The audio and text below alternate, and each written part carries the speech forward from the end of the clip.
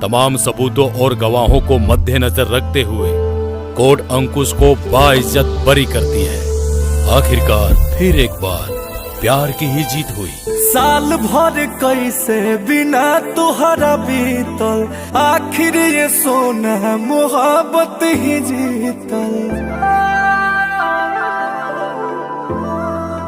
साल भर कैसे बिना तुहरा बीतल, आखिर ये सोना मोहब्बत ही जीतल। जान हो दिल से रिहा हो गईनी, काट के साजा तय हो जन दुनिया के प्यार की देखावे, आजा से नूरा लगावे, आजा हो किए हो जन हमारा के अपन तू बनावे, आजा से नूरा लगावे, आजा हो।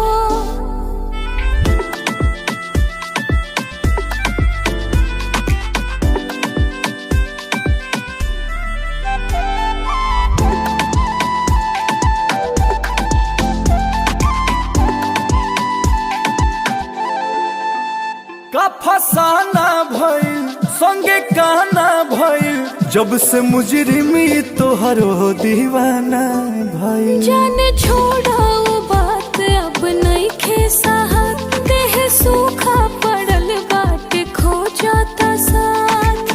बेरी बेरी तू याद पुराना का कर लू ताजा, तय हो जन दुनिया के प्यार ई देखावे, आजा से नूरा लगावे, आजा हो किए हो जन हमारा के अपन तू बनावे, आजा से नूरा लगावे, आजा हो।